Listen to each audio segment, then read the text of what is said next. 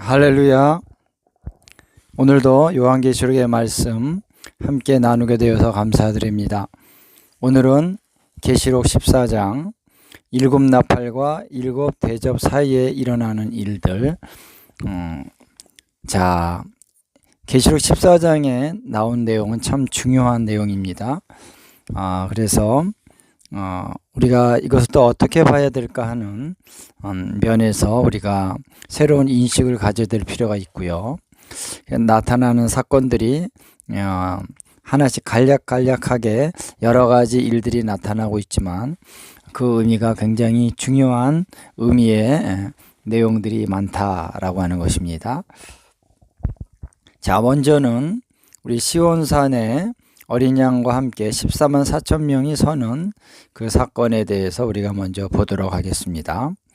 자, 일곱째 나팔 사건이 일어난 다음에 어떠한 상황들이 일어나고 있는가 라는 것을 한번 우리가 엿보는 것이 좀 필요할 것 같은데요. 자, 계시록 11장 15절에 일곱째 나팔이 부러지고 세상 나라가 주와 그리스도의 나라가 된다는 선포가 있었습니다. 자, 이 선포가 중요한 두 가지의 결정적인 면을 얘기하고 있는데요. 하나는 하나님께서 그러한 하나님의 통치를 거부하는 자들을 하나님 심판하신다라고 하는 내용. 그 다음에 주를 따르는 자, 경외하는 자들에게는 구원과 보상을 주신다라고 하는 선포가 이어져 나오는 것입니다. 자, 그래서 하나님의 통치가 이제 하늘에서 이루어지는 통치가 이 땅에서 본격적으로 이루어지는 시점이 됐다는 것입니다. 그래서 왕께서 이제 이 지상에서 통치를 시작하실 때는 두 가지의 일이 일어나게 되는 것이죠. 그 통치를 반대하고 거역하는 자들은 심판이 있을 것이요, 그 통치를 따르는 자들에게는 보상이 있게 되는 것입니다. 자, 그래서 예수님의 재림이라고 하는 것은 바로 그분의 통치가, 그분의 킹덤이 이제 땅에서 본격적으로 시작된다라고 하는 의미가 있는 것이죠. 그래서 이 계시록 11장 15절에 일곱째 나팔에서 선포되는 이 사건이 굉장히 중요한 의미를 갖는다라고 하는 것입니다. 이것은 하나님의 킹덤을 이제 선포하는 것입니다.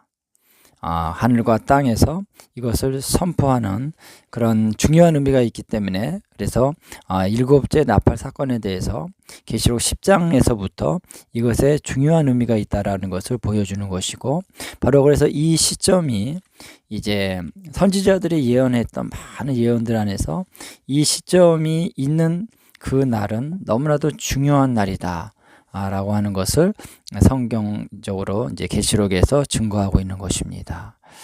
자, 그래서 이제 일곱째 나팔이 부러지고 난 다음에 11장에 보면 어떤 일이 있었습니까?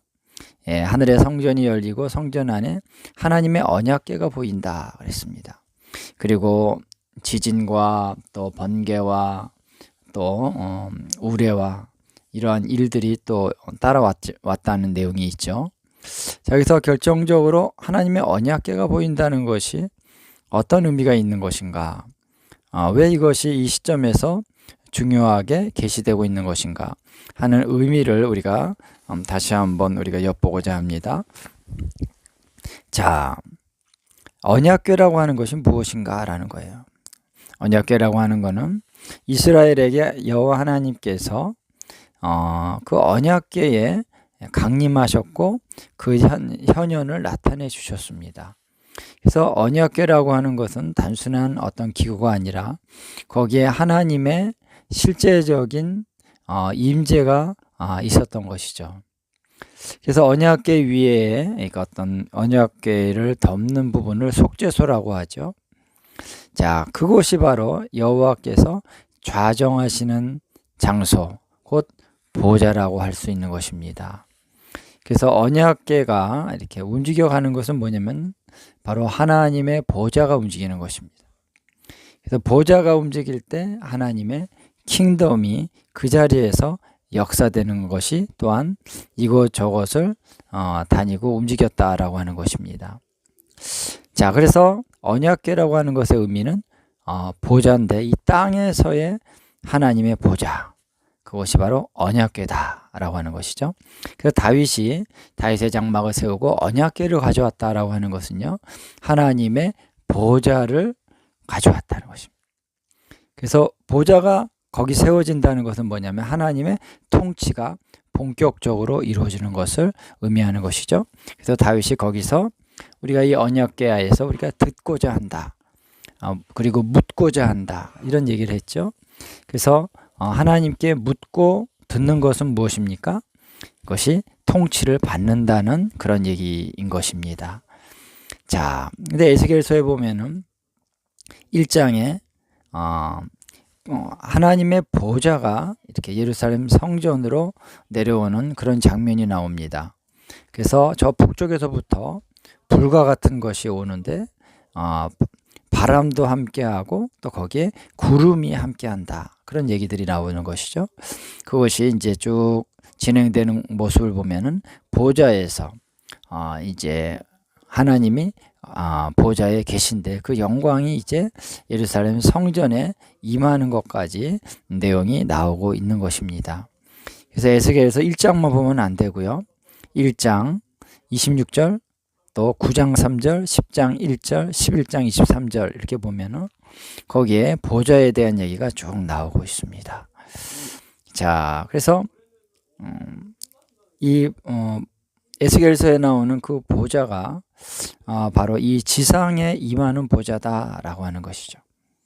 자, 하늘에 보좌가 있습니다만 하나님께서 그 보좌가 이 하늘에 있다가 땅에 있다 그런 것이 아니라 하늘에 있는 보좌는 성부 하나님의 보좌이고 예수 그리스도께서 승천하신 다음에 하나님 보좌 우편에 또 하나님 보좌 안에 우편에 거기 계신 것은 뭐냐면요, 하나님과 함께 통치하시는 그 위치에 서게 되셨다라고 하는 것입니다.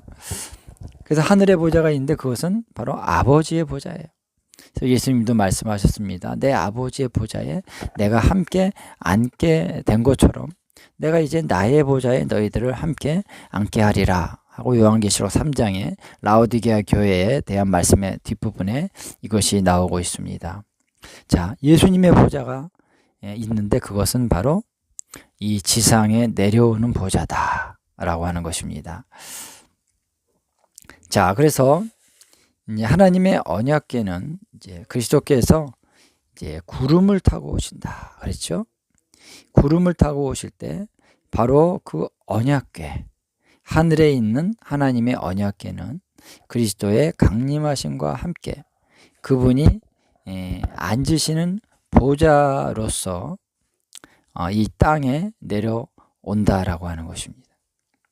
그래서 그분이 이 땅에 보좌를 펼치시고 통치하고 다스리게 되는데 그것이 바로 하늘에 있는 언약궤가 움직인다라고 하는 의미로 볼 수 있는 것입니다. 마태복음 19장 28절, 25장 31절에 보면 재림하여 오시는 그분의 자기의 영광의 보좌가 있다라고 말씀하고 있습니다. 그래서 재림하여 오신 예수님은 바로 이 땅에 자신의 보좌를 피시고 이 땅에서 1000년 동안 다스리게 되신다라고 말씀하고 있는 것이죠. 자, 그래서 이러한 이제 언약궤에 대한 말씀이 좀 있었고요. 그 다음에 12장 13장에 보면은 용이 여자를 박해하는 그런 장면, 또 짐승이 또 거짓 선지자가 땅의 성도들을 핍박하는 그런 장면들이 나오고 있습니다. 자, 그래서 이스라엘이 이제 핍박을 당하고 또 성도들이 환난을 당하는 이러한 이제 얘기들이 성경에 나오는데요. 자, 우리가 성경을 볼 때 마지막 때에 성도들이 그런 666의 어떤 경제 체제와 또 우상을 세우고 그래서 절하지 않은 자는 죽게 되고 이런 환난과 핍박을 당하는 것에만 우리가 초점을 많이 맞췄는데요. 마지막 때는 성도의 핍박만이 아니라 이스라엘이 환난을 당한다라고 하는 것을 또 우리가 알 필요가 있습니다. 전쟁을 통해서 이스라엘을 침략하게 되는 것이죠. 이 두 가지의 라인이 함께 움직인다는 것을 우리가 항상 봐야 됩니다. 그래서 이스라엘은 바로 마지막 때의 시계다라고 얘기를 하는 것이죠. 그래서 이스라엘에 어떠한 사건이 일어나는가가 또 열방에서 어떠한 일이 일어나는 것과 맞물려서 함께 진행이 되는 것입니다. 그래서 이러한 환란이 일어나고 박해가 일어나는 것의 이면에 바로 용과 짐승과 거짓 선지자가 있다라고 하는 것이죠. 그들이 이스라엘과 성도들을 박해하고 죽이고 고난을 당하도록 한다는 것입니다. 그래서 12장, 13장은 바로 마지막 때 일어나는 큰 환란, 그런 진동의 그 국면에서 핵심적인 원인이 되는 자들이 있다. 그들은 악을 조장하고 죄를 조장합니다. 본인들이 또 죄를 지으면서 하나님을 대적합니다. 그래서 많은 사람들이 이제 그들의 미혹을 받아서 걸려 넘어지게 된다라는 것이죠. 그러나 그들을 또 대적하는 그들을 대항하는 자들이 있다라고 하는 것이죠. 그것이 바로 이스라엘의 남은 자들이 있고, 그리고 성도들이 끝까지 그들과 싸우되 환란을 이기고 핍박을 이기고 마침내 승리할 것이다 라고 하는 내용이 계시록 12장 13장에 나오고 있는 것입니다. 자, 그래서 하나님은 바로 마지막 때 하나님이 택하신 자들은, 생명책에 기록되어져 있는 자들은 짐승에게 경배하지 않고 마침내 승리할 것이다 라고 얘기하고 있는 것이죠. 우리 지난 시간에도 계시록 13장을 나눴습니다만 벌써 이러한 모든 적그리스도의 666 체제가 완성돼 가고 있는 모습이 보이고 있습니다. 그래서 666 체제가 이제 완성되는 그날에 이제 적그리스도의 체제가 많은 성도들을 죽이고 환난을 당하게 하고 핍박하고 압제하는 이러한 일이 바로 일어나게 될 것이다. 그래서 이스라엘을 침략하고 많은 이스라엘 사람들을 죽이고 핍박하게 될 것입니다. 그리고 이 일은 또한 이방 땅에서도 일어난다라고 하는 것이죠. 이방 땅에서 종교와 정치와 경제 시스템이 하나로 합쳐진 이 666 체제 시스템이 그 나라의 국민들을 완전히 통제하는 그러한 체제가 들어서면서 많은 사람들이 순교당하거나 또 피난하고 도망하면서 큰 고난들을 겪게 될 것이다 라고 하는 것입니다. 그래서 우리 피난처에 대한 중요성을 지난 시간에도 좀 나눴습니다. 자, 이제 두 번째 단락에 어린 양의 강림하심 직전에 있게 되는 14만 4천 명의 새 노래의 경배, 새 노래로 경배하는 일이 이제 있게 되는 것이죠. 자, 그래서 여기서 보면은 시온산에 서신 어린 양, 어떤 의미가 있는가? 그래서 예수님이 시온산에 계셔서 14만 4천 명을 이렇게 맞이하시기 위해서 서신 것인가? 라고만 우리가 생각을 할 수 있습니다만, 자, 여기서 중요한 의미는요, 시온산에 서셨다라고 하는 것은 이제 어린 양께서 보좌에 계시지 않는다라고 하는 것입니다. 이전에는 보좌 가운데에서 계셨던 어린 양이십니다. 계시록 7장 11절에 보면은 최종적으로 보좌에 계셨던 그런 이제 표현이 거기에 있습니다. 물론 이제 이후에 또다시 보좌에 앉으셨다는 말씀이 또 22장에 나오고 있습니다만, 그래서 17장 17절 이후에 이제 14장에 와서 시온산에 그분이 서셨다는 얘기가 나오는 것이죠. 자, 왜냐하면은 이제 어린 양은 14만 4천과 함께 서 있다 그랬습니다. 그런데 14만 4천은 보좌 앞에서 내생물과 장로들 앞에서 새 노래를 부른다고 말하고 있기 때문에 어린 양께서도 보좌 안에 계신 것이 아니라 그 14만 4천과 함께 보좌 앞에 계신다는 것입니다. 자, 그래서 이후에 어린 양은 이제 인자 같으신 이가 되어서 흰 구름 위에 앉으신 그런 장면이 계시록 14장 14절에 나오고 있죠. 자, 그래서 많은 성도들은 이제 곡식을 거두듯 휴거가 일어나는 사건이 이제 있게 된다는 것입니다. 자, 그러면 이제 어린 양께서 그리스도께서는 이때에 무슨 일을 하시는 것인가 라는 거죠. 이 구절에 대해서 우리가 함께 힌트를 얻을 수 있는 구절이 다니엘 7장 13절에 나오고 있습니다. 자, 인자가 드신 이가 하늘 구름을 타고 와서 옛적부터 항상 계신 이 성부 하나님을 말하는 것이죠. 옛적부터 항상 계신 이의 앞으로 인도되어 어디 계신다 그랬죠? 바로 성부 하나님 앞에 계신다는 거예요. 그래서 어떤 일이 일어나냐면 통치의 권세를 받으신다는 것입니다. 그리고 열방의 족속들이 그를 섬기게 된다. 자, 어떻게 해요? 재림하신 다음에 이제 열방의 족속들이 그리스도를 섬길 것입니다. 그래서 그의 나라는 멸망하지 않을 것이다. 이렇게 계시록 7장 13절 14절에서 말을 하고 있습니다.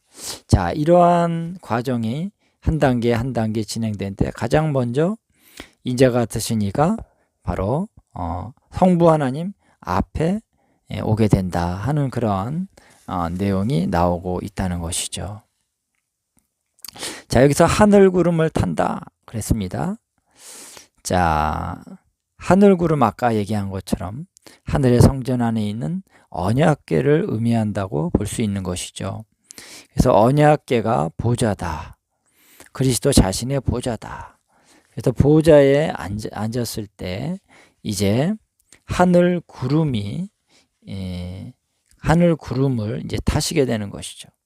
그래서 하늘 구름을 타고 이제 이동을 하게 되신다라고 하는 것입니다. 그래서 먼저 성부 하나님 앞에 하늘 구름을 타고 그 앞에 서게 된다라고 하는 것입니다. 자, 그래서 여기서 보면은 성부 하나님 앞에 하늘 구름을 타고 인자 같으신 이가 섰다라고 하는 것이죠. 자, 그래서 이 장면은 시온산에서 어린 양께서 서시는 것과 동일한 사건을 말한다라고 볼 수 있는 것입니다. 왜냐하면 이 사건 후에 이제 그리스도께서 강림하시게 되죠. 그래서 공중에서 휴거 사건이 일어나고 그 다음에 이 땅으로 가서 이제 그가 통치하고 다스리는 일이 있게 될 것이기 때문에 바로 이 장면이 바로 다니엘서 7장 13절과 같은 장면이라고 볼 수 있다라고 하는 것입니다. 자, 이해되시죠? 예. 자, 그래서 언약궤, 보좌, 구름 같이 움직이면서 그분이 바로 재림하여 오시게 되는 것이다 하는 것입니다. 자, 여기에 속량을 받은 14만 4천 명이 나오고 있습니다. 자, 이들의 존재는 그 이마에 어린 양의 이름과 아버지의 이름이 기록되어 있다라고 말하고 있죠. 자, 이것은 7장 3, 4절에서 보면 그들의 머리에 그들의 이마에 인치심을 받는 사건이 나오고 있습니다. 그래서 그 인치심이라고 하는 것은 바로 너는 내 것이다. 소유권을 나타내는 의미가 바로 인치심이죠. 근데 그러면 무엇을 인치시겠느냐라는, 소유권이라는 걸 알 수 있는 거죠. 근데 거기에 하나님의 이름, 어린 양의 이름을 이마에 새긴다라고 하는 것입니다. 그러면은 이들은 바로 하나님과 어린 양의 소유다라고 하는 것이 이제 증명이 될 수 있는 것입니다. 자, 우리 인치심에 대해서, 이마에 그 인치심에 대한 말씀이 계시록 3장 12절에 보면요, 빌라델비아 교회 하시는 말씀이죠. 그래서 이기는 자들은 이제 그 이마에 하나님의 이름, 또 예수님의 새 이름, 그리고 새 예루살렘의 이름이 그들의 이마에 새겨질 것이다. 이런 이제 약속의 말씀을 하고 있습니다. 또 22장 4절에 가면은 그런 말씀이 있죠. 하나님의 종들이 하나님을 섬길 것이다. 그래서 그의 얼굴을 보게 될 것이면서 그들의 이마에는 하나님의 이름이 새겨져 있다. 이런 말씀이 있습니다. 우리가 최종적으로 이제 영원토록 하나님을 그렇게 섬길 것입니다. 그 말씀이 22장 3절 4절에 나오고 있는데요. 자, 거기에도 보면은 하나님의 종들은 그 이마에 하나님의 이름이 새겨졌다 하는 말씀이 나오고 있는 것입니다. 자, 근데 이들이 이 14만 4천이 땅에서 속량함을 받아 처음 익은 열매로 하나님과 어린 양에게 속한 자들이다라고 말하고 있습니다. 여기서 처음 익은 열매라고 하는 의미가 무엇일까요? 자, 그 구절 자체에서는 이제 바로 어떤 의미가 있다라고 나오진 않습니다. 자, 그러나 처음 익은 열매라고 하는 것의 의미를 우리가 한번 새겨본다면요. 자, 하나님께서 그 열매들을 다 받습니다. 하나님께 그 열매가 다 드려지는 것이에요. 그러나 처음 익은 열매가 있다는 거예요. 처음 익은 열매는 어떤 의미에서 특별한 의미가 있는 것이고 가장 좋은 것이라고 할 수 있는 거죠. 자, 그런데 이제 열매라고 하는 것을 얘기할 때 그럼 무슨 열매냐? 성경은 우리가 부활의 몸을 입는 것을 바로 열매로 표현하는 것을 볼 수가 있습니다. 자, 열매라고 하는 것은 최종적으로 무르익은 거죠. 중간 단계가 아닙니다. 최종 단계입니다. 그래서 우리의 구원과 성화와 우리가 하나님 앞에서 우리의 존재의 가장 최종적인 그 열매의 목적은 무엇입니까? 열매라고 하는 목적은 바로 부활의 몸을 입는 것입니다. 그래서 된 자들이 바로 열매로 하나님께 드려지는 것이죠. 그래서 성경은 이제 부활을 열매로 표현하는 대목이 나옵니다. 고린도전서 15장 23절에 보면은, 자, 부활에는 세 번째까지, 이제 셋째의 부활까지 있는데, 첫째는 그리스도의 부활이다. 한 분이시죠. 한 분의 부활의 열매가 있었습니다. 둘째는 그리스도가 강림하실 때 그에게 속한 자다. 이것이 바로 이제 첫째 부활을 얘기하는 것입니다. 자, 계시록에서 나오는 첫째 부활이 바로 그리스도가 강림하실 때 그에게 속한 자. 셋째는 마지막이니 그랬습니다. 그래서 마지막의 내용을 이렇게 쭉 보면은 바로 마지막, 바로 심판, 최후의 심판의 때에 부활이 있을 것이다. 이때는 선한 자도 악한 자도 다 부활한다라고 하는 것입니다. 왜? 심판을 받기 위해서. 자, 그래서 이 세 번의 부활이 있을 것이다라고 성경은 얘기하고 있는 것입니다. 자, 따라서 이들 14만 4천 명의 하나님의 종들은 이제 그리스도께서 강림하실 때, 죽은 성도들이 다시 사는 부활, 그리고 땅에서 남아있는 자들이 변화의 몸을 입게 되는 것이죠. 부활의 몸으로 변화되는 것이죠. 바로 이때에 부활의 생명을 얻는 그들이 바로 이제 그 두 번째에 해당하는 열매가 되는 것이다 라는 것입니다. 자, 그래서 이들이 바로 첫째 부활에 참여하는 자가 되는 것이죠. 그래서 14만 4천은 이렇게 그리스도가 강림하시는 가운데 그 중에서도 가장 먼저 부활의 몸을 입게 되는 자들이다 라고 볼 수 있는 것입니다. 처음 열매인 거죠. 자, 이렇게 보는 사람들이 있고, 또 다른 측면에서 보는 사람은 이들은 에녹이나 엘리야와 같이 이제 하늘로 올라가는 자들이다라는 거예요. 그러니까 그 전에, 그래서 그리스도의 강림이 아직 시작되지 않은 시점이죠. 그렇기 때문에 하늘로 직접 올라가는 것은 그들이 바로 에녹이나 엘리야처럼 직접 하늘로 올려지는 자들이다 라고 볼 수 있다는 것입니다. 뭐 그렇게 볼 수도 있습니다.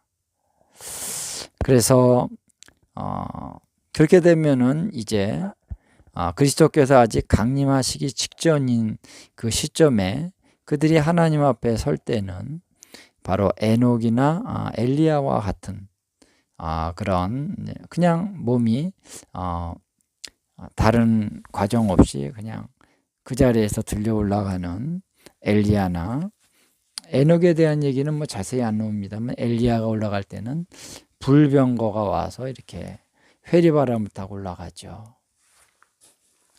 자, 이제 엘리야가 올라갈 때도 마찬가지고 구름이 이렇게 휩싸입니다. 그리고 회리바람과 같은 그런 것이 휩싸여서 그가 올라갈 때 그의 실체 자체는 보이지 않습니다. 그냥 회리바람이나 구름 자체가 보이는 거죠. 예수님이 이제 승천하실 때도 그랬습니다. 자, 그런 식으로 이제 그들이 올라간다 이렇게 보는 사람도 있다라고 하는 것입니다. 자, 어느 것이 좀 맞는지 우리는 분명히 알 수는 없습니다. 성경에서 그것을 이제 확실하게 구체적으로 얘기하고 있지 않기 때문이죠. 우리는 단지 추론해 볼 뿐인 것입니다. 성경이 가는 데까지 가고 성경이 멈추는 곳에서는 우리가 멈춰야 됩니다. 자, 그러나 어쨌든 이렇게 될 수 있는 가능성이 있다라고 하는 것도 우리가 보면서 어쨌든 이들의 존재는 좀 특별한 첫 열매라고 하는 것 자체가 특별한 그런 존재다라고 하는 것들을 우리가 엿볼 수 있다는 것입니다. 자, 그래서 이들은 검은 고를 타면서 새 노래를 부르는 자들이다라는 것입니다. 자, 그래서 이들이 보좌 앞에서 검은 고를 타면서 새 노래를 부르는 것을 보면서 우리가 하나님 보좌 앞에서 어떻게 주님을 예배로 섬길지에 대한 어떤 힌트를 얻을 수가 있는 것이죠. 우리가 하나님을 섬긴다는 것은 다른 일도 있을 수 있겠습니다만 중요한 것은 바로 우리가 거기에서 하나님을 예배하는 것으로 우리가 섬기는 그것이 우리의 주된 임무가 되는 것입니다. 계시록 20장 6절에서도 그렇게 나오고 있죠. 자, 그들이 하나님과 그리스도의 제사장이 되어 그랬습니다. 제사장이 되어서 1000년 동안 그리스도와 더불어 왕노릇 하리로다. 자, 그리스도와 더불어 왕노릇 하는데 제사장이 된다라고 하는 것이죠. 그러니까 제사장의 핵심적인 임무는 바로 성소에서 하나님을 섬기는 것입니다. 하나님을 예배하는 것이죠. 그래서 우리도 바로 예배하는 것이 우리의 데스티니, 우리의 부르심입니다. 최종적인 부르심입니다. 근데 그 모습이 바로 여기 14만 4천 명의 그런 검은 고를 타면서 새 노래를 부르는 장면에서 우리가 힌트를 얻을 수 있는 것이다 라고 하는 것입니다. 자, 그 다음에 이제 구절들 단락에서는 새 천사가 선포하는 내용들과 함께 성도들의 그 인내에 대해서 어떤 약속된 그런 보상이 약속된 부분을 얘기하고 있는 단락이죠. 자, 여기 첫 번째 천사의 선포는 영원한 복음이다 그랬습니다. 자, 이 세 천사의 선포는요, 일곱 나팔과 일곱 대접 사이에 일어나는 실제적인 천사들의 활동이라고 볼 수 있습니다. 자, 그래서 뭐 다른 때 일어나는 일을 여기서 얘기하는 것이 아니라 이 타임라인에서 이 시점에서 이 일이 일어나서, 자, 이러한 천사가 영원한 복음의 내용을 선포할 때 그것은 이 땅에서도 어떠한 영향력을 분명하게 미치는 것이죠. 그래서 복음을 듣고 사람들이 회개하도록, 그리고 이미 믿음으로 가고 있는 자들은 분발하여서 격려를 받도록 이 복음이 선포될 것이다 라고 하는 것입니다. 자, 그래서 이 영원한 복음을 천사가 선포를 합니다. 그럼 이것이 영적으로 이 땅에 쫙 영향력이 미쳐질 것입니다. 그러면 그것을 하나님의 종들이 먼저 듣는다고 볼 수 있죠.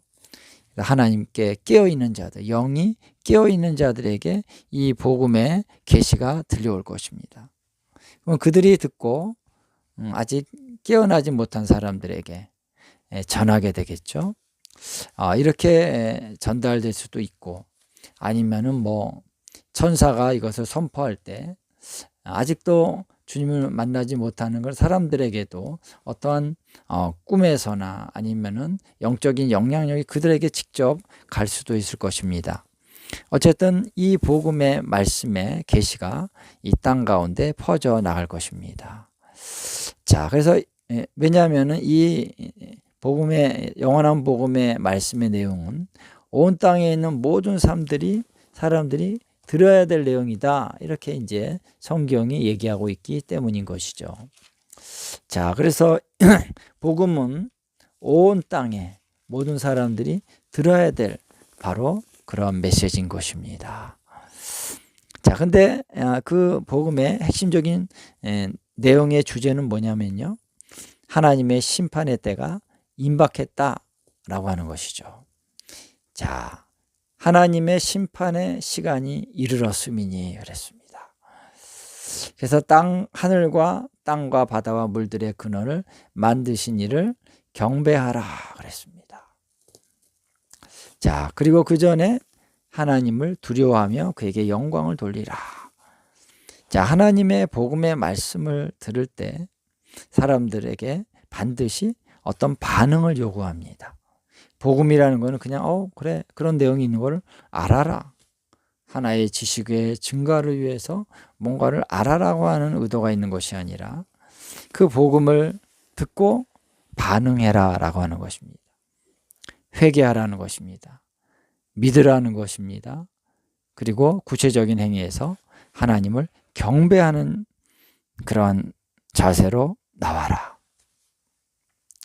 자, 분명한 하나님이 요구하시는 반응이 있다는 것이죠. 그래서 하나님을 경배한다라고 하는 표현이 이제 두려워하고 하나님께 영광을 돌리고 하나님을 경배하라, 이런 내용들이 뭐냐면요, 결국은 하나님을 존중하라는 것입니다. 하나님을 높이라는 것이죠. 하나님을 경배하라. 왜냐하면 이 모든 것에 창조의 근원자는 하나님이시다. 하늘과 땅과 바다와 물들의 근원을 만드신 분이 바로 하나님이시다. 할렐루야.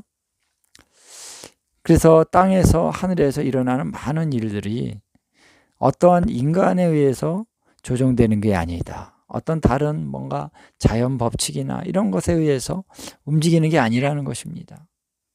하나님께서 이 모든 것을 창조하셨고 하나님이 그래서 주관하신다. 여러분, 이 상황이 어떤 상황입니까? 큰 환란이 일어나고 그리고 재앙이 일어나고 막 사람들이 여기저기서 3분의 1씩 죽고 이런 일들이 일어나는 거예요. 불이 떨어지고 이런 엄청난 일들이 일어났을 때 사람들은요, 혼란케 될 것입니다. 그래서 혼미케 되고, 그러다 보면은 그들이 하나님을 생각하지 아니하고 당장 눈앞에 있는 이런 상황 속에서 지극히 육신적으로 행동하기가 쉽습니다. 거기에 또 이 악의 세력들이 미혹을 합니다. 엄청난 미혹을 하기 때문에 사람들에게는 우상 숭배가 만연되게 된다라고 하는 것이죠. 그래서 우상 숭배와 주술적인 이런 것들이 아주 만연되게 되고, 거기에 짐승의 그 영향력 가운데 그들이 짐승의 표를 받게 되고, 짐승에게 절하게 되고, 그래서 그들이 완전히 이제 미혹되는 그런 사태가 일어나게 된다는 것이죠. 자, 그렇기 때문에 하나님께서 창조주시다라고 하는 것을 망각할 수밖에 없는 상황입니다. 그런데 하나님께서 깨어나게 하시는 거죠. 너희들은 반드시 내 안에서만, 나의 은혜 아래에서만 너희는 생명을 얻을 수가 있는 것이다 라는 것을 하나님이 그들에게 주지시키시는 것입니다. 자, 그래서 하나님을 믿지 않고 혼미케 된 자들이 있기 때문에 심판이 반드시 필요한 것이고, 그리고 심판을 계속 선포하신 이유는 이제라도 회개하라 라고 하는 것입니다. 그래서 하나님을 경배하라. 마지막 때에 일어나는 가장 중요한 특성은요, 경배의 전쟁이다 라고 하는 것입니다. 누구를 경배할 것인가? 우리가 그래서 미혹되지 말아야 됩니다. 하나님만이 경배받으시기에 합당한 분이시다. 하나님만을 경배해라. 하나님만을 섬겨라. 그래야 할 때 하나님의 생명이 우리 가운데 임하게 되는 것이고 구원이 임하게 되는 것입니다. 오늘 저와 여러분은 바로 지금으로부터 우리가 결단해야 될 줄로 믿습니다. 그때 가서 그럼 이미 늦었을 수도 있어요. 우리가 사람들이 막 미혹이 되면 잘 안 됩니다. 미혹이 되면 왜 안 보이니까. 제대로 하나님을 알기가 어려울 수가 있기 때문에 지금부터 우리가 깨어나야 됩니다. 그때가 이미 가까이 왔기 때문인 것이죠. 아멘. 자, 그 다음에 이제 두 번째는 큰 성 바벨론의 몰락을 선포합니다. 무너졌도다, 무너졌도다. 큰 성 바벨론. 바벨론은 이제 우리가 여기서 처음 이 바벨론이란 단어가 언급이 됩니다. 근데 계시록에 보면요, 16장에 17장에 또 18장에 보면 또 19장에도 이제 초기에 나오죠. 이 바벨론이라고 하는 것에 대한 내용이 굉장히 많이 나옵니다. 여러분, 우리가 이 세상에서 하나님을 대적하고 사람들을 이제 미혹하고 또 더럽히는 그런 악한 세력들이 바로 바벨론이다라고 하는 것입니다. 그래서 바벨론은 음녀라 그러죠. 음녀. 그래서 사람들을 유혹해서 죄를 짓게 만드는 그 악한 세력이 있다. 특히 보면 구체적으로 땅의 왕들을 미혹합니다. 그리고 상인들을 미혹합니다. 그리고 하나님의 사람들을 죽입니다. 그 피에 취합니다. 사악한 존재들이 있는데 사실은 지금도 그 세력들은 역사하고 있는 것입니다. 근데 마지막 때는 구체적으로 그들이 성을 세울 것이다 라고 하는 것입니다. 그래서 커다란 그런 대도시, 큰 지역을 점령하고 있는 하나의 거대 도시로서의 그 바벨론이 세워진다라고 하는 것이죠. 거기를 거점으로 해서 이 세상에 악을 행할 것이다 라고 하는 것입니다.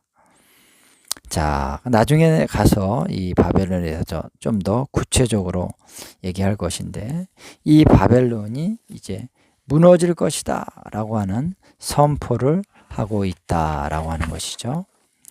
자, 그래서 그들은 악을 조장한다. 사악한 세력이다. 반드시 심판을 받아야 된다. 그래서 계시록에는 그들이 바로 심판을 받을 것을 분명하게 말하고 있는 것이죠. 자, 그래서 큰 성 바벨론은 그들이 이제 음행을 하고 또 우상 숭배, 주술 이런 것들 통해서 많은 민족들에게 큰 영향을 주는데, 특히 왕들을 그들이 이제 영향을 주고 왕들을 사로잡음으로 말미암아 나라들이 부패하고 타락하게 하는 그런 일들을 하게 될 것입니다. 자, 그래서 육체적인 음행뿐만 아니라 영적인 음행, 우상 숭배와 주술 이런 것들을 행하는 일을 할 것이다. 자, 그래서 마치 암세포가 제거되지 않으면 온몸이 죽게 되는 것처럼 이 암세포와 같은 영향력을 미치는 자들이기 때문에 그들은 반드시 제거되어야 하는 것이기 때문에 하나님께서 그들을 심판하실 것입니다. 자, 그 다음에 세 번째 천사는 짐승과 그의 우상에게 경배하고 그 짐승의 표를 받으면 하나님의 진노가 임한다라고 하는 선포를 하고 있습니다. 자, 이 행위는 단순한 범죄를 초월합니다. 돌이킬 수 없는 그러한 악행이요.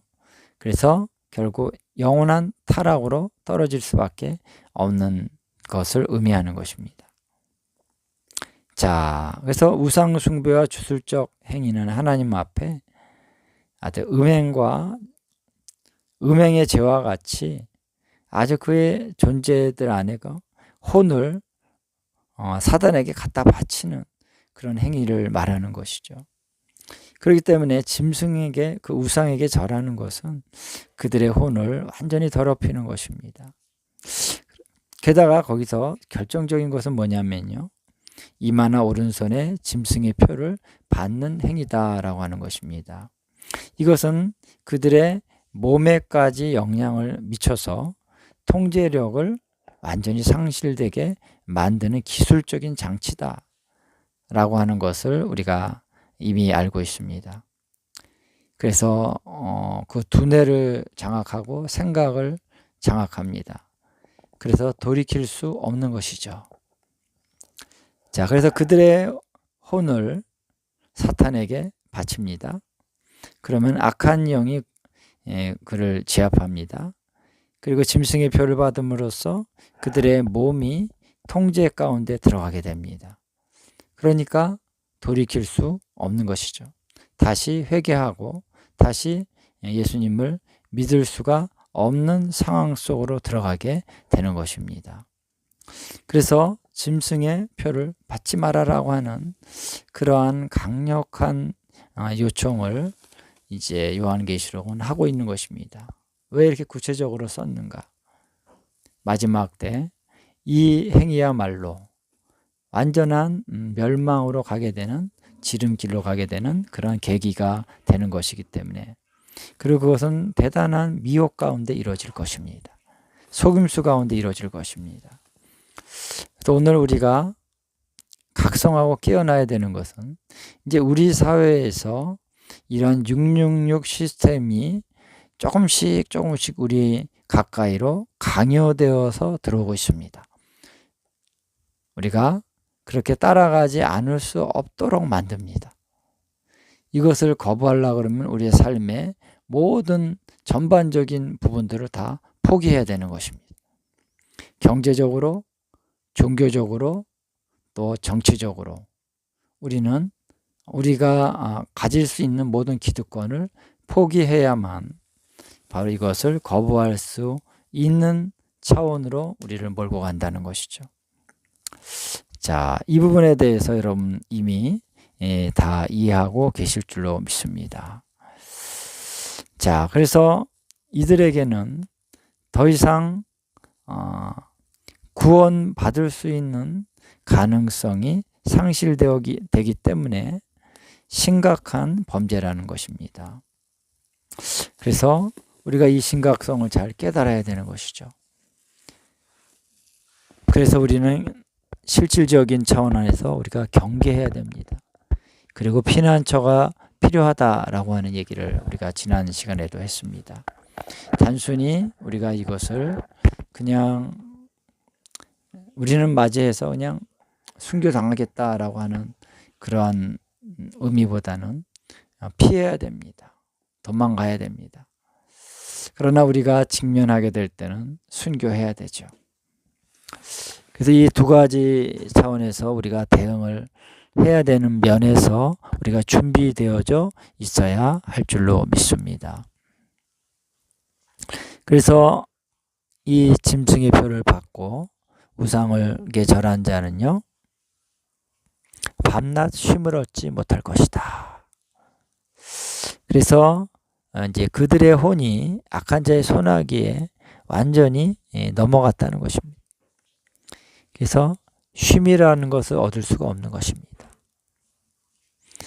그래서 우리는 저항해야 되는 것이죠.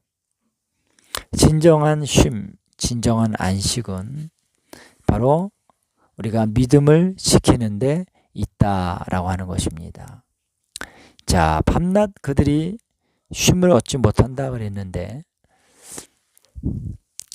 13절에 보면요, 그들이 수고를 그치고 쉬리니 이는 그들의 행한 일이 따름이라 하시더라.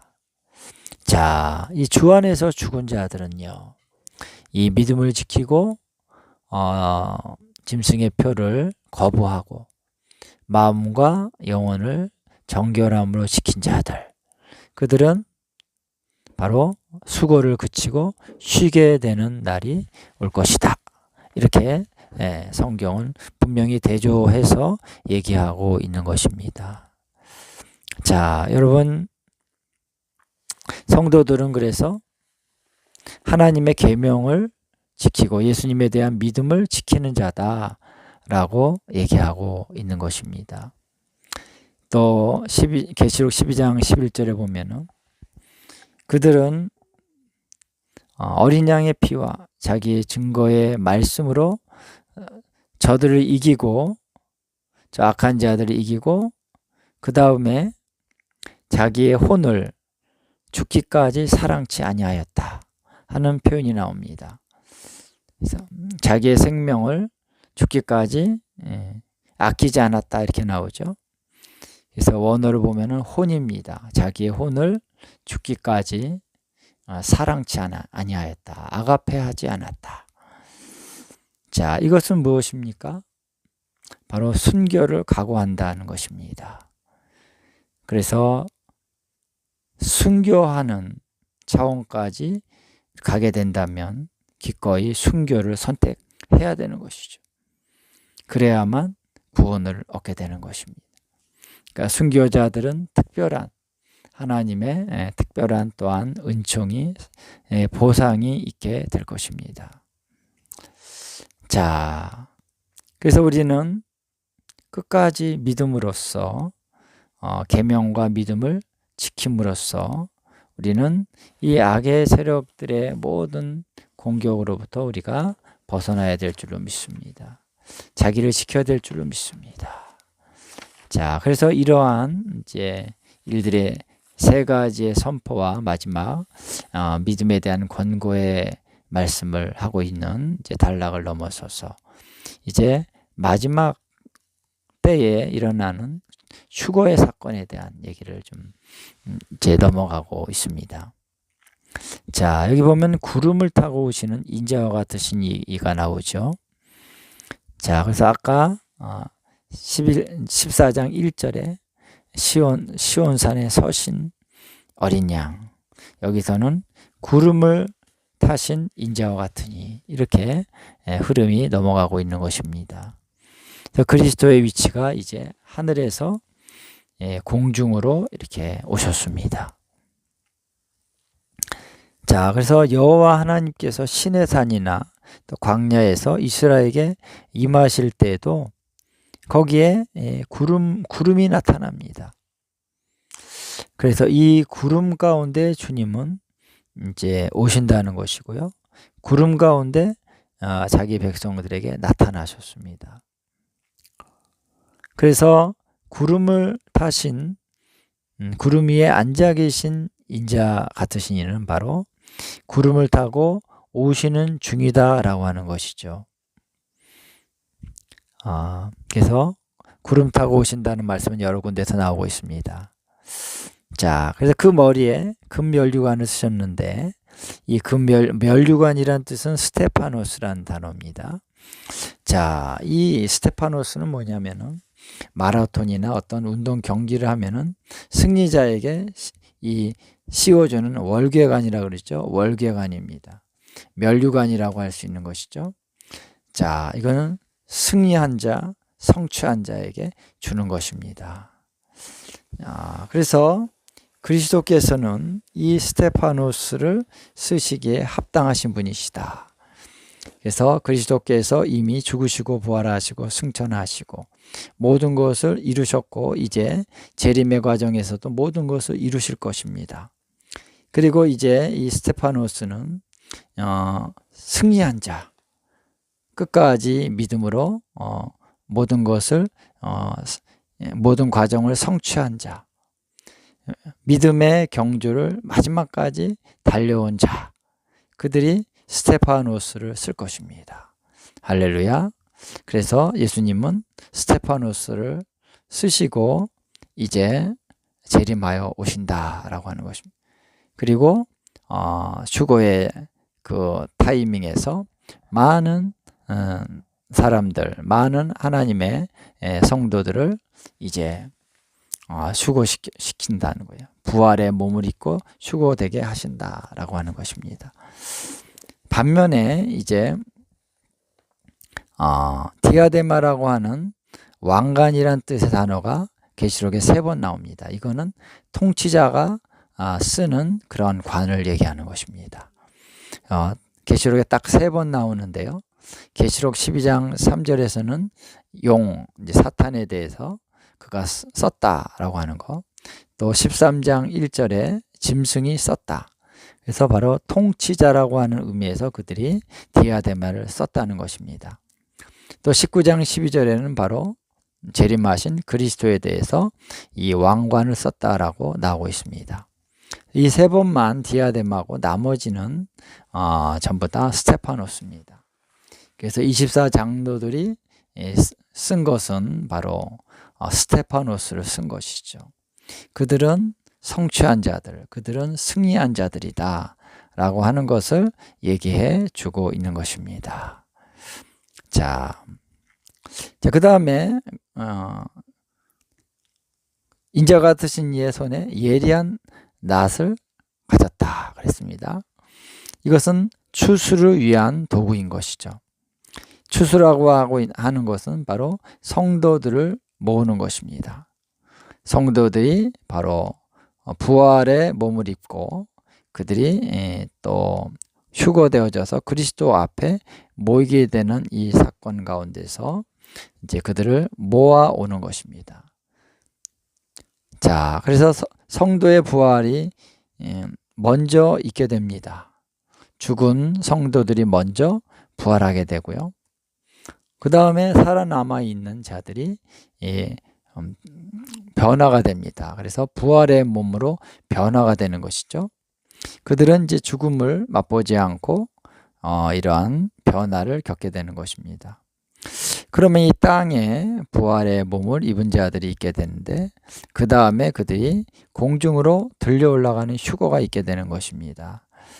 자, 그래서 고린도전서 15장 51절 52절, 데살로니가전서 4장 16, 17절을 보면 바로 이러한 순서가 정확하게 나오고 있다는 것을 알 수가 있는 것입니다. 자, 성도의 부활과 휴거 사건은 그래서 함께 가는 것입니다. 그래서 여러분 이제 휴거라고 하는 걸 생각할 때 휴거만을 생각해서는 안 돼요. 휴거라고 하는 거는 부활의 몸을 입은 다음에 휴거가 되는 것이다. 성경이 분명히 얘기하고 있습니다. 그렇기 때문에 우리가 이제 휴거를만을 얘기해서 휴거가 여러 번 있다라고 너무 쉽게 단정을 짓는 사람들이 많이 있습니다. 자, 우리가 이런 부분에 대해서 좀 성경적인 기초를 잘 세우는 게 참 중요합니다. 그래서 휴거 사건만 따로 있는 것이 아니라 부활의 사건이 있고 그 다음에 휴거 사건이 있게 된다라고 하는 것이죠. 자, 그래서 그리스도의 이제 강림은 계시록 14장 1절 이 부분에서 이제 시작이 되는 것이죠.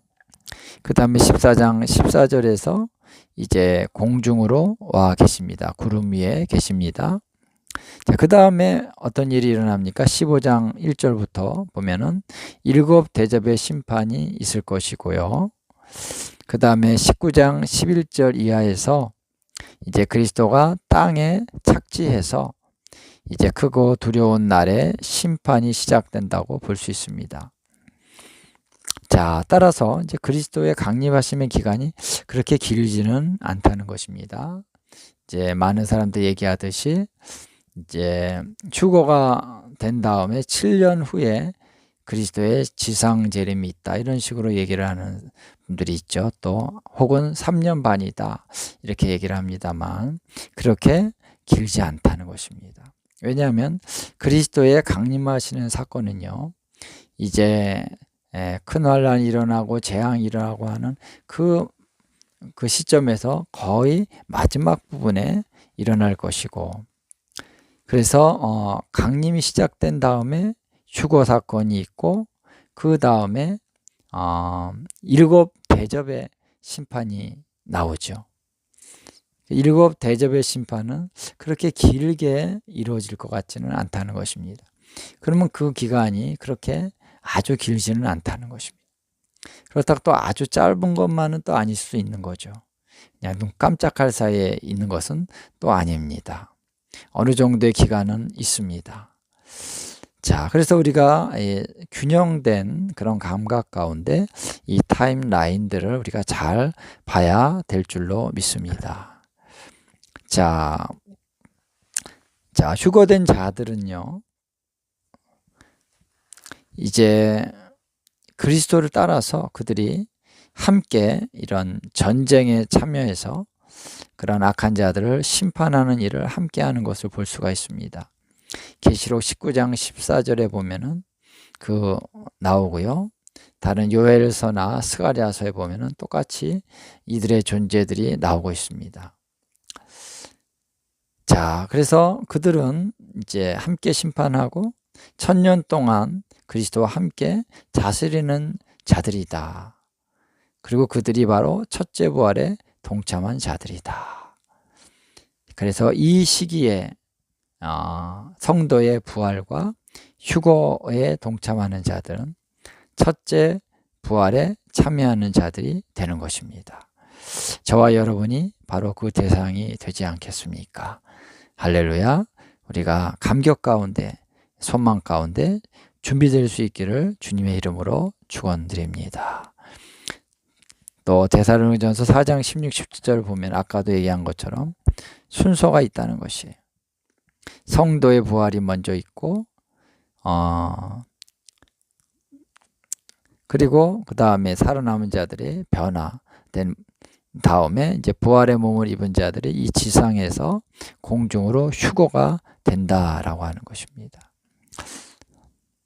자, 이것은 이제 그리스도께서 부활하신 다음에 승천하신 것과 같다는 것입니다. 우리가 그리스도를 따라서 구원도 받는 것이죠. 그리스도께서 먼저 그 일을 이루시고 그 다음에 우리도 그것을 이루게 하십니다. 자, 그래서 데살로니가전서 4장 17절에 보면요, 구름 속으로 라고 하는 그런 구절이 나와요.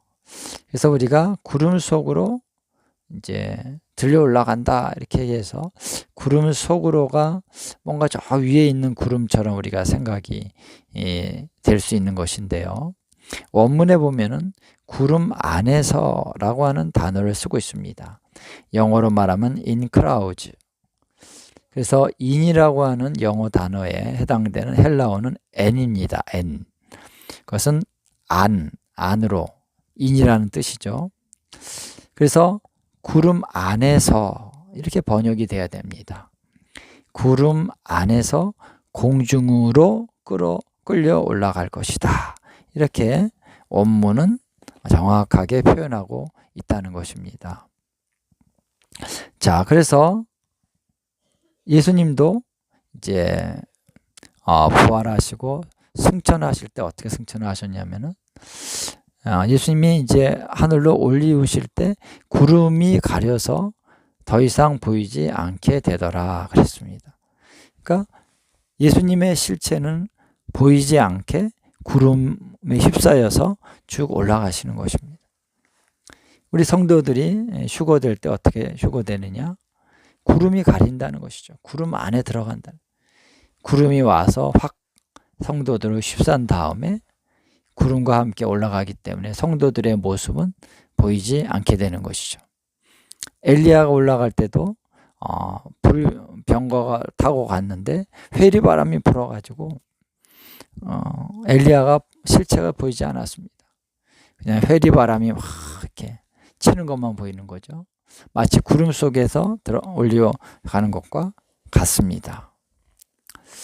자, 그래서 오늘 우리가 휴거되는 모습에 대해서 좀 정확히 우리가 알 필요가 있다고 보는데, 왜냐하면 우리가 영화 같은 데 보면은 이제 휴거라고 하는 그런 영화들 보면은 사람들이 그냥 이렇게 올라가죠. 양복 입고 올라가기도 하고 뭐 그런 것이 아니라는 것입니다. 그래서 변화가 돼서 올라가는데 부활의 몸을 입고 그 다음에 구름에 휩싸여서 올라간다. 성경 그렇게 얘기하고 있다는 것입니다. 그래서 우리가 휴거되는 모습까지도 우리가 정확하게 우리가 성경적으로 알 필요가 있다라고 하는 것입니다.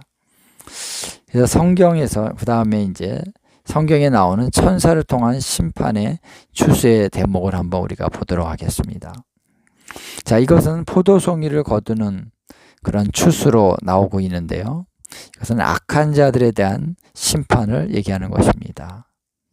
그래서 성경에는 진노의 포도주 틀을 밟는다 라고 하는 그런 표현들이 여러 곳에서 나오고 있는데, 이것은 하나님을 대적하여 모여든 그런 군대들을 일시에 섬멸하는 그런 내용으로서 성경에 몇 군데 나오는 것이죠. 이제 이사야 63장 2, 3절에 보면 이 구절이 나오고요. 요엘서 3장 13절, 그 다음에 오늘 본문 계시록 14장 19절, 그 다음에 계시록 19장 15절에 또 한번 나오게 됩니다. 자, 그래서 이것이 바로 하나님의 심판의 모습인데요. 계시록 14장 19절 이제 이 말씀에 보면은 이는 성전에서 나오는 천사다라고 하는 것입니다. 하나님의 하늘의 성전에서 나오는 천사인데 그가 예리한 낫을 갖고 있다 그랬습니다. 그래서 그때에 제단에서 불을 다스리는 다른 천사가 큰 음성으로 이 예리한 낫을 휘둘러서 포도송이를 거두라 이렇게 말을 합니다. 자, 제단이라고 하는 것은 이제 하늘에 있는 금제단을 얘기합니다. 이 제단이라고 하는 것은 바로 심판을 의미하는 심판과 연관되는 곳이기 때문에 어떤 권위를 가지고 불을 다스리는 자가 그것을 말하는 것이죠. 그래서 심판이라고 하는 것은요, 죄를 없이 하는 과정이 심판입니다. 자, 죄를 없애는 거예요. 그래서 죄를 지은 자가 심판을 받음으로써 그 죄의 영향력이 상실되어 버리도록 만드는 것입니다. 그렇기 때문에 이 제단이 바로 그러한 역할을 하는 곳이다 라고 하는 것이죠. 자, 그 다음에 천사가 낫을 휘둘러서 포도를 거두어서 하나님의 진노의 큰 포도주 틀에다가 던집니다. 그랬더니 그 틀에서 피가 난다 그랬습니다. 자, 포도를 던졌으면은 포도즙이 나올 텐데 악한 자들을 거기다 던지니까 피가 나오겠죠. 자, 그래서 이 심판의 장면이 아주 리얼하게 나오고 있습니다. 그리고 포도주 틀이 밟히는 곳은 성 밖이다. 성 바깥에서 이 일이 일어난다 얘기하고요. 그 피가 얼마나 많이 나오냐면요. 말 굴레까지 닿을 정도다.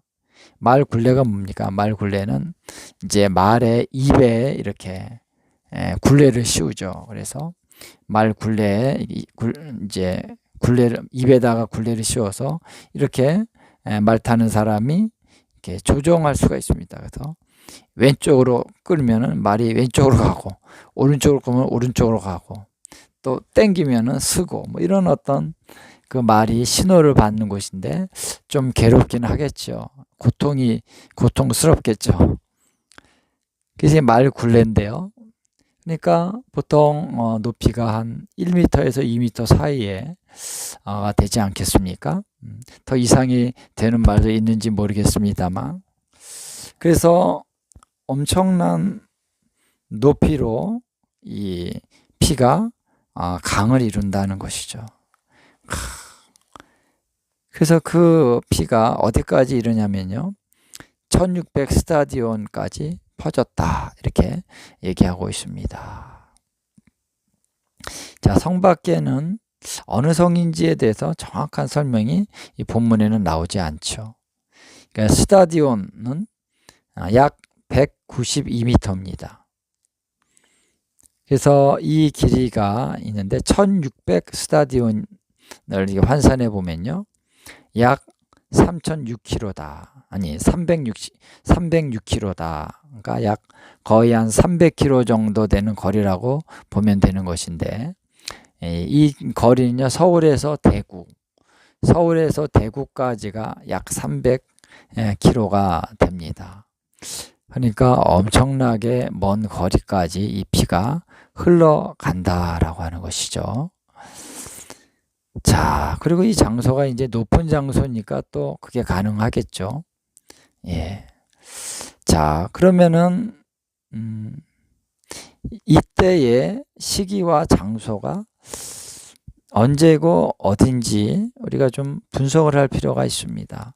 다른 성경 구절들도 같이 이제 연결해서 이 장소가 어디냐, 또 이때가 언제냐라고 하는 문제가 있는 것이죠. 자, 이 포도주 틀에 악한 자가 이제 들어가서 심판을 받는 이 심판이, 이런 심판이 기록된 4군데의 성경이 있다 그랬죠. 자, 그럼 먼저 이사야 63장 2, 3절에 보면은 이 구절은 문맥상 그 지역이 보스라와 에돔 지역이라는 것을 알 수가 있습니다. 왜냐하면 에돔에서 오는 자, 보스라에서 오는 자, 그가 바로 포도주 틀을 밟아서, 그래서 이 피가 옷에 튀어서 붉은 옷이 됐다, 이런 말씀을 하고 있기 때문입니다. 자, 그럼 이때는 언제냐? 이때는 우리가 전후 문맥 성경적인 전체를 본다면은 이것은 그리스도께서 재림하시고 난 다음에 바로 예루살렘으로 내려오시는 것이 아니라 그는 바로 에돔 지역으로 먼저 가게 된다라고 하는 것입니다. 그래서 에돔에 엄청난 심판이 있을 것이다 라고 하는 내용이 이사야 34장 6절로 중심으로 이제 나오고 있고요. 예레미야 49장 13절에서 22절에 나오고 있습니다. 자, 이 심판이 에돔 지역에 일어나는 것은요, 그 에돔의 수도가 또한 보스라라고 할 수 있는 보스라에서 이러한 어떠한 심판이 있는 이유는 이 이스라엘의 남은 자들이 보스라에서 구출이 된다. 그런 이제 계시가 미가서 2장 12절 13절에 나타나고 있습니다. 자, 그래서 이 이스라엘이 큰 환란이 일어나면서 또 계속되는 이제 이방의 군대에 공격이 있으면서 광야로 피하게 되는데, 특별히 이 에돔 지역으로 많이 피난을 가게 되고요. 또 포로로 잡힌 자들이 포로를 잡은 자들이 이제 이스라엘 사람들을 어디다가 갔다가 수용하게 되냐면은 주로 보스라 지역에 수용하게 된다. 에돔 지역에 수용하게 된다라고 하는 것입니다. 그것이 이제 아모스서에 보면 또 나옵니다. 자, 그렇기 때문에 이 지역은 바로 에돔 보스라 지역이라고 볼 수가 있는 것이죠. 자, 두 번째 요엘서 3장 13절에 보면은 이들은 여호사밧 골짜기에서 이러한 심판을 받는다라는 내용이 나오고 있습니다. 자, 그러면 여호사밧 골짜기는 어디인가? 왜 여호사밧이라는 왕의 그런 골짜기라고 말을 하고 있는가? 이것은 이제 역대하 20장에 보면은 모압과 암몬과 마온 사람들이 이스라엘을 쳐들어오는데, 이들을 대항하기 위해서 이제 이스라엘에서 군대가 나가는데요. 앞에 찬양하는 자들이 찬양을 하면서 갑니다. 그럴 때 이제 이 모압과 암몬과 마온 사람들의 이 대군이죠. 이 대군이 서로 치고 받고 싸우면서 거기서 전멸을 당하게 된다라고 하는 내용을 우리가 볼 수가 있습니다. 근데 그 지역이 어디냐라고 보면요. 그 지역이요, 이제 여루엘들이다라고 하는 지명이 나오고요. 몇 군데 이제 지명이 나오는데, 그 지명을 자세히 우리가 조사해 보면은 예루살렘에서 남쪽으로 내려가는 그러한 그래서 남쪽으로 내려가면서 엔게디와 예루살렘 중간에 어느 그러한 골짜기다라고 하는 것입니다. 근데 그 골짜기가 어떤 우리 깊은 골짜기라기보다는 하나의 들과 같다는 것입니다. 이제 지리적인 면에서 보면은 이제 고원지대라고 할 수 있는 거죠. 옆에 어떤 산봉우리들이 있고, 그리고 약간 낮은 그런 평지와 같은 그런 지역이 있는데, 보통 그런 데서 전쟁을 하게 되는 것이죠. 그런데 바로 거기에서 그 이방의 군대들이 전멸을 당한다라고 하는 것입니다. 자, 그렇기 때문에 그곳이 바로 여호사밧의 골짜기다라고 요엘에서는 표현하고 있다라고 말할 수 있는 것입니다.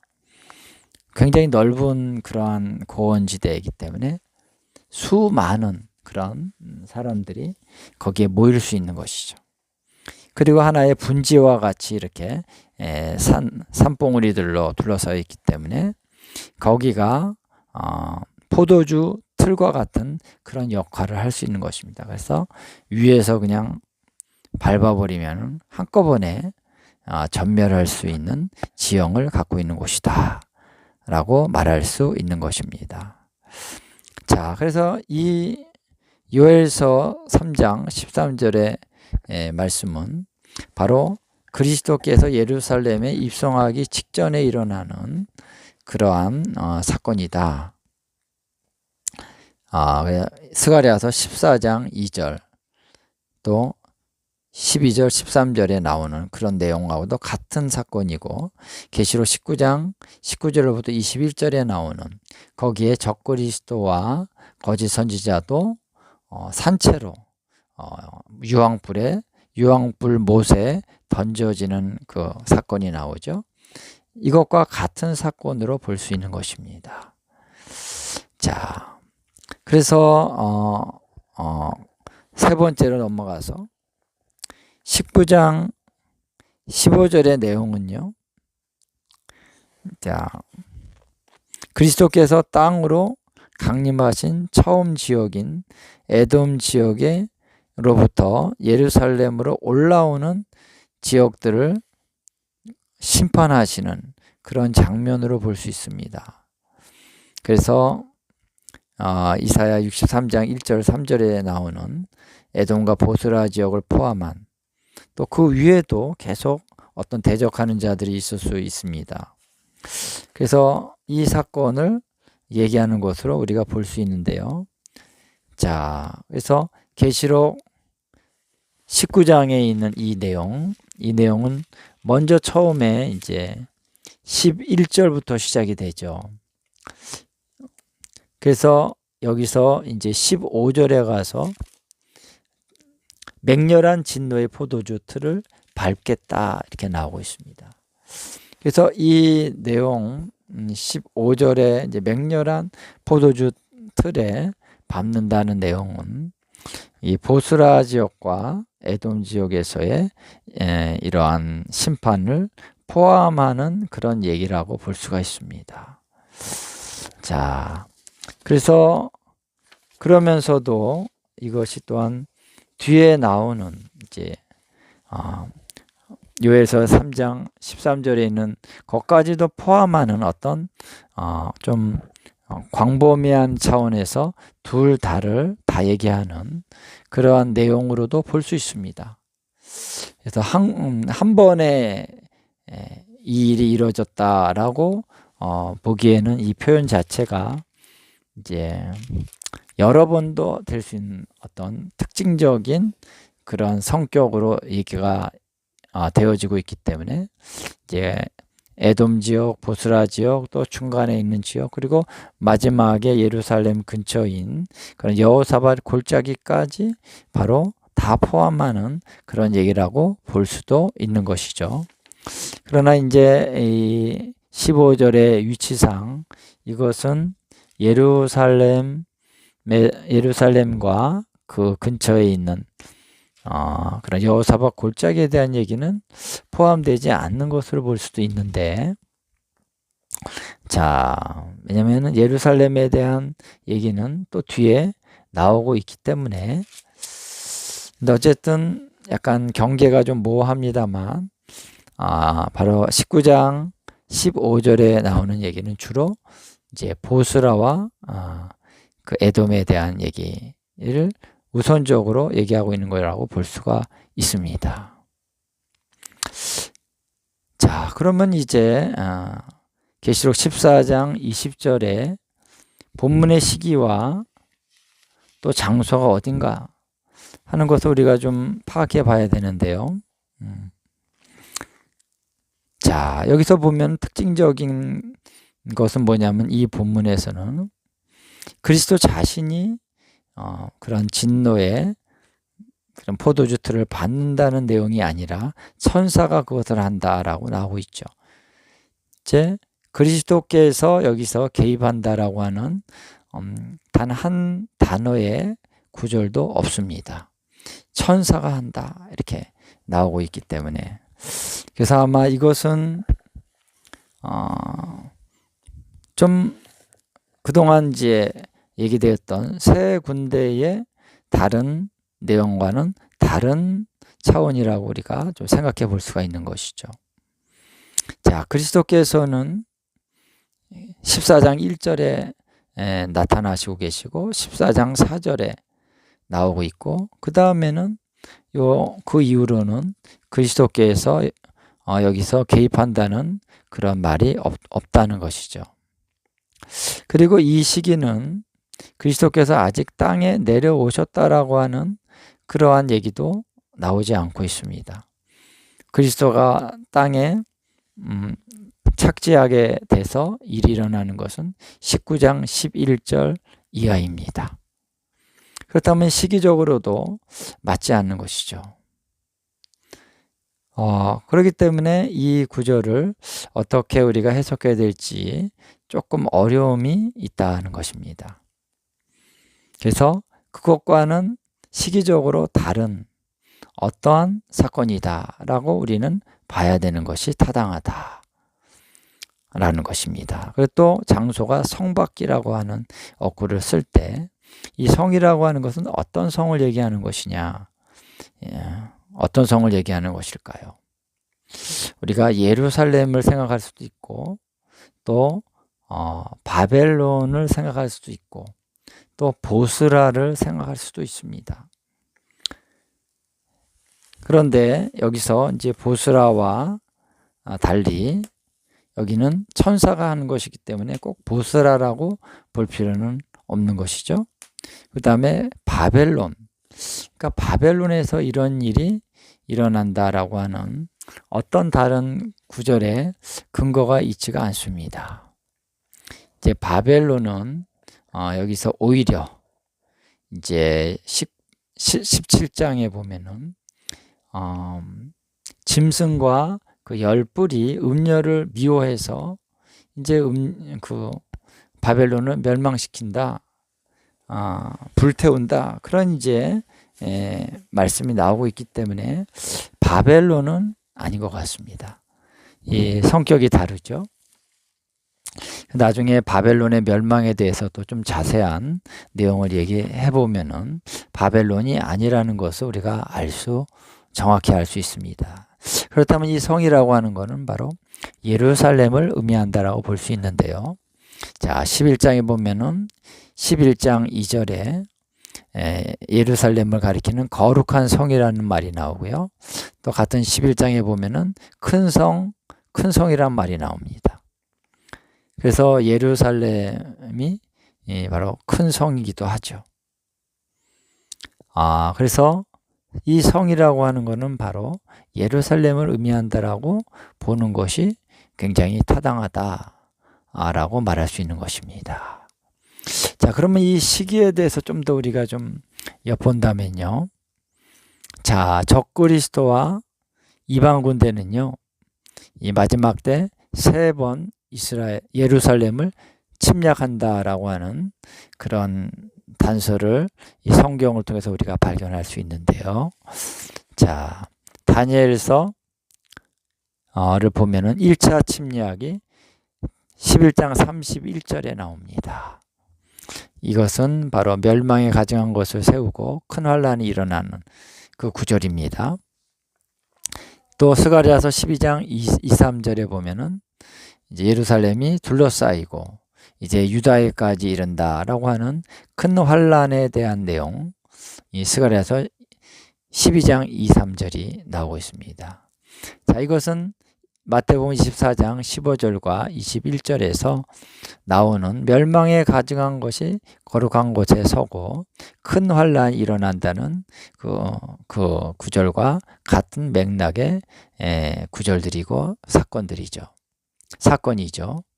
그래서 이것이 1차 침략입니다. 이때부터 이제 적그리스도가 예루살렘에 침략해서 이제 악한 일을 행하게 되는 것입니다. 자, 그런 다음에 이제 2차 침략에 대해서 다니엘서 11장 33절에 나오고 있습니다. 그래서 다시 그들 가운데 이제 악을 행하는 그런 이제 핍박을 가하는 장면이 나오고요. 11장 41절 보면은 그 북방 왕으로서의 적그리스도를 가리키죠. 그 북방 왕이 이제 영화로운 땅에 들어간다, 이렇게 나옵니다. 그것은 2차 침략을 의미한다고 볼 수 있는 것이죠. 자, 또 스가랴서 13장 7절에서 9절에 보면은 또 많은 어떤 환란이 일어나고 죽임을 당하는 일이 있다라고 하는 내용이 나옵니다. 이것이 바로 또 2차 침략을 얘기한다고 볼 수 있죠. 그래서 우리가 다니엘서나 스가랴서 우리가 자세히 나누게 되는 기회가 된다면 1차, 2차, 3차의 침략에 대해서 좀 자세히 우리가 나눌 수 있을 것입니다. 그러나 아직 최종적인 침략은 아니죠. 자, 3차 침략이 나옵니다. 다니엘서 11장 45절에 보면은 거기에 이제 장막 궁전이라고 나오는데요. 이제 장막의 요새입니다. 요새라는 뜻을 갖고 있습니다. 그래서 장막으로 궁전을 세운다, 좀 어폐가 있죠. 궁전이라고 하는 것은 돌이나 나무나 이런 걸로 세워야지 궁전이죠. 장막이라고 하는 것은 이제 텐트란 얘기인데, 그래서 그것은 하나의 요새라고 얘기할 수 있습니다. 싸우기 위한 어떤 진영을 갖추는 것입니다. 그런 의미가 바로 11장 45절에 나옵니다. 근데 그것이 어디에 세워지냐면은 이제 그 구절을 보면요. 한국어 성경에서는 바다와 거룩한 산 사이에 이렇게 나오는데요. 이 원문을 정확하게 보면은 바다들 사이에 세워진다. 그 복수입니다. 바다들. 그리고 거룩한 산을 향하여 이렇게 나오는 것이죠. 그러니까 거룩한 산 사이가 아니고 산은 하나의 목적지라는 것입니다. 자, 근데 바다들 복수로 나오는데 이제 이스라엘에는 세 가지의 바다가 있어요. 갈릴리 바다. 거기도 호수라고도 얘기하지만 바다입니다. 그리고 사해 바다, 그리고 지중해입니다. 이 세 군데가 바로 다 바다예요. 그래서 서쪽 바다는 지중해를 얘기하고요. 동쪽 바다는 사해를 얘기하고, 그리고 북쪽에 있는 바다는 갈릴리죠. 갈릴리 바다죠. 요 사이에 세워지는 곳 지역이 어디냐? 거기에 진영을 세울 수 있는, 수많은 대군이 모여질 수 있는 하나의 요새를 형성할 수 있는 그곳이 어디냐? 바로 아마겟돈이라는 것이죠. 무기또 평야입니다. 무기또 산지. 이제 거기에 세운다라고 하는 것이 다니엘서 11장 45절에 나옵니다. 그래서 무기또 산지 아마겟돈에서 그러면 전쟁을 하느냐? 그것이 아니죠. 전쟁을 하려면은 전 세계에서 지금 모이지 않습니까? 계시록 16장에 보면은 이제 더러운 개구리의 영이 사람들을 미혹해서 다 한 곳에 모이게 만드는데, 그곳이 어디냐면 아마겟돈이다 그랬죠. 그래서 아마겟돈에서 싸운다는 말씀은 성경에 없어요. 거기로 모이라 그랬다는 거죠. 그러면 군대가 전 세계에서 오는데 그러면은 모이자마자 싸웁니까? 싸움이 되겠습니까? 아니죠. 전쟁을 하려면 먼저 모여서 작전을 짜고 그 다음에 움직여야 되는 것입니다. 그래서 모이게 하는 곳이 아마겟돈이지 전쟁하는 곳이 아마겟돈이 아니라는 것입니다. 그래서 거기서 진영을 갖춰서 모인 다음에 어디로 향한다 그랬죠? 거룩한 산. 거룩한 산은 바로 시온산이요, 예루살렘을 얘기하는 것입니다. 예루살렘을 향하기 위해서 그들이 진영을 갖추게 되는 곳이 아마겟돈이다 라고 하는 것이죠. 그래서 3차 침략이 있게 된다. 거기서 이제 적그리스도가 바로 심판을 받고 멸망을 당하게 되는 것이죠. 그 다음에 스가랴서 14장 1절에 보면은 예루살렘에 침략해서, 그래서 부녀들이 이제 고난 환난을 당하게 되고, 또 2분의 1 반이 또 잡혀가게 되고, 그러나 거기에 또 남아있는 자들도 있다. 이런 이제 말씀이 14장 1절에 나옵니다. 이것이 바로 3차 침략입니다.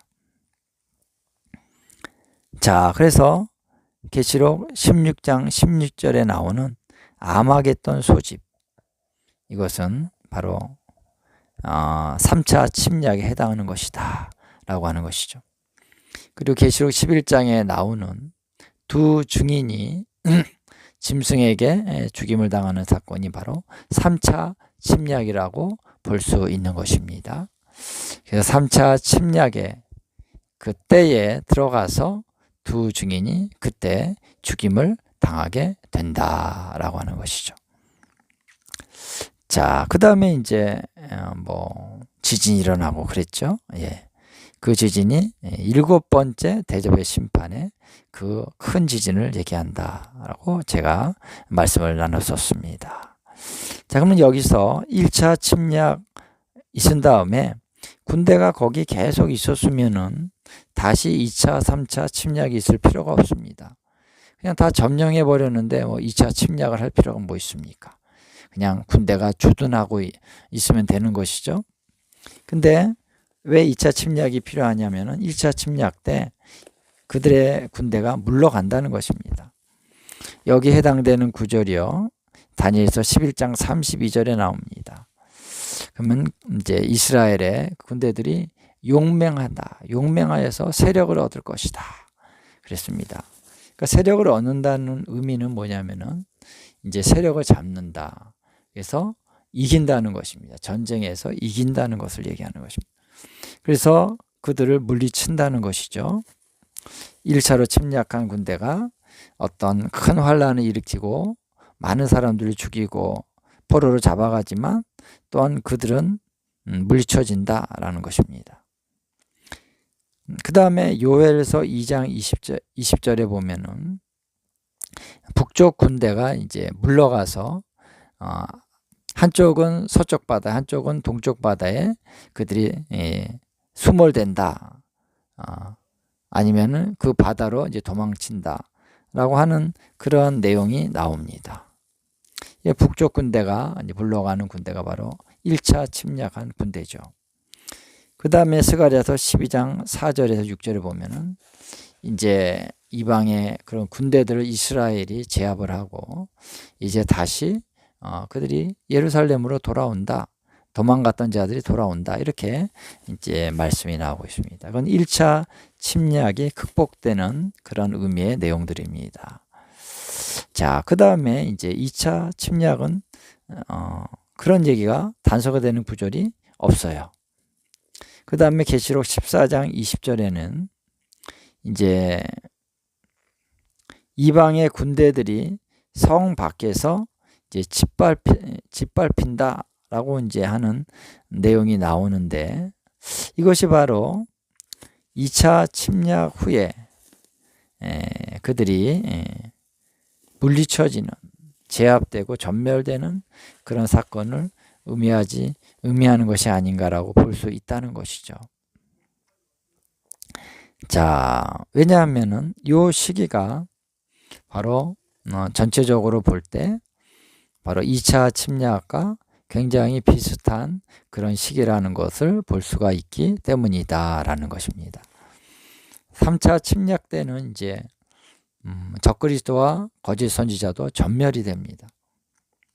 근데 2차 침략 때 적그리스도는 이제 예루살렘으로 들어간다라고 하는 말씀은 있습니다만 거기서 이제 전쟁이 뭐 하루에 끝나는 게 아니기 때문에 거기에서 아마 이 적그리스도는 또 다른 곳으로 가서 또 다른 일들을 해야 되기 때문에 그런 군대들을 남겨놓고 갈 수 있는 것이죠.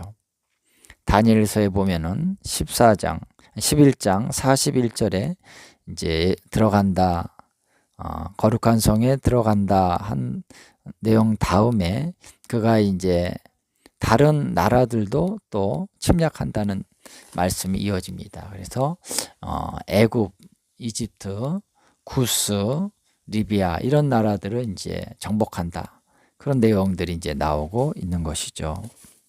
그래서 거기에 이제 군대가 계속 남아서 이스라엘을 이제 제압하기 위해서 그래서 예루살렘을 완전히 점령하기 위해서 이제 전쟁을 하게 되는데 이제 성경에 보면은 예루살렘이 완전히 그렇게 점령되지는 않는다. 거기에 남은 자들이 있다 하는 내용들이 여러 군데 나오고 있습니다. 요엘서 2장 마지막 절에도 나오고요. 또 예루살렘에 남은 자들이 있다. 그들이 바로 이제 이사야 4장에도 나옵니다. 그리고 이제 다른 구절들에도 예루살렘에 이제 남은 자들이 있다 하는 그런 이제 내용들이 나오고 있습니다. 자, 그렇기 때문에 그리고 이제 스가랴서 14장 1절에도 나오죠. 반은 잡혀가고 반은 남아 있는데 그들은 이제 끝까지 거기서 보호된다 이런 내용이 나오고 있잖아요. 자, 그렇기 때문에 2차 군인들이 계속해서 예루살렘을 다 침략해서 대적하는 자들 다 없애기 위해서 전쟁이 계속 된다는 것입니다. 자, 그래서 2차 침략이 있을 때 이방의 군대들이 엄청나게 많이 와서 이제 이스라엘을 또 점령하려고 했을 때 바로 계시록 14장 20절에 이 천사의 심판이 있게 되는 것이다라고 볼 수 있다는 것이죠. 자, 그래서 그 군대들을 이제 한 군데 모읍니다. 그것이 포도주 틀에다가 던지는 것이죠. 그래서 큰 포도주 틀에 던져서 그들을 한 군데 모읍니다. 어디서요? 성 밖에서. 이때는 성 밖이 어느 지점인지 정확히 우리가 알 수는 없는데, 보통 이제 성 밖이라고 했을 때는 가까운 데를 얘기하는 거죠. 그래서 예루살렘의 지리를 보면요, 기드론 시내가라고 기드론 골짜기가 있습니다. 감람산과 성전 사이에 있는 하나의 골짜기가 있습니다. 거기에 이제 물이 흐를 때도 있고 물이 흐르지 않을 때도 있습니다. 비가 오면 물이 흐르지만, 그래서 거기에 그 기드론 시내가, 그리고 거기서 이제 약간 이제 이 동쪽이죠. 동쪽에서 남쪽으로 이렇게 해서 가면은 거기가 흰놈의 골짜기로 연결이 됩니다. 기드론 골짜기에서 흰놈의 골짜기가 연결이 됩니다. 그럼 거기에 이제 골짜기가 쫙 펼쳐져 있는 것이죠. 그곳이 이제 성 밖이기 때문에 그곳에서 그 대군이 전멸될 수가 있다는 것이죠. 그러면 거기는 이제 고지대이기 때문에 거기서 피가 이렇게 강과 같이 흐르게 되면 이제 다른 지역으로 흘러가게 되는데, 그것이 바로 1600 스타디온까지 퍼질 수 있다라고 볼 수도 있는 것입니다. 그리고 적그리스도는 여기에 이제 포함되지 않고 딴 데가 있는 것이죠. 자, 그래서 이렇게 바로 2차 예루살렘 침략 시에 바로 이러한 이제 일이 일어났다라고 볼 수 있다는 것이죠. 그래서 계시록 14장 17절부터 20절에 있는 이 심판의 사건도 그냥 어떤 상징적인 것을 얘기하는 것이 아니라 굉장히 구체적인 하나의 사건을 여기서 얘기하는 것이라고 볼 수 있습니다. 왜냐하면 구체적으로 말 굴레까지 이제 뭐 비가 차고 1600 스타디움 퍼지고 이런 건 하나의 상징적인 얘기가 아니죠. 이건 구체적인 얘기인 것입니다. 자, 그래서 이렇게 계시록 14장에는 이러한 일들이 있었다. 언제냐면은 일곱째 나팔이 부러진 다음에 일곱 대접의 심판이 있기 전까지 이러한 일들이 일어났다라고 하는 것을 여기서 계시적으로 보여주고 있으면서, 여기에 어떤 중요한 일곱째 나팔 이후에 중요한 사건들이 여기서 일어나고 있는 것을 우리가 엿볼 수가 있는 것입니다. 그래서 오늘 이 구절을 통해서 이 마지막 때에 어떤 일들이 일어나는가, 어떠한 심판들이 일어나는가, 또 성도들이 어떻게 준비되고 어떻게 하나님으로부터 보상을 받는가, 이런 얘기들을 우리가 함께 나눴습니다. 여러분, 이제 이 말씀들을 우리가 들으면서 우리가 깨어나고 이제 이 때를 준비할 수 있는 그런 믿음의 마음으로서 우리가 나아갈 수 있기를 주님의 이름으로 축원을 드리면서 함께 기도하겠습니다. 하나님, 감사합니다. 오늘 우리가 계시록을 통해서 마지막 때에 일어날 일들에 대한 하나님 많은 내용들을 우리가 알게 해주심을 감사합니다. 하나님, 준비되게 해주시옵소서. 악의 세력들이 어떻게 우리를 공격하고 핍박하고 환난을 가져다 주는지를 우리가 이미 알게 되었습니다. 우리가 어떻게 준비해야 될지 주여 또한 주님이 보여주신 대로 우리가 마음을 다하여 지키게 하시고 성령님의 인도를 받아서 우리가 거룩함으로 준비되는 저희들이 될 수 있게 하여 주시옵소서.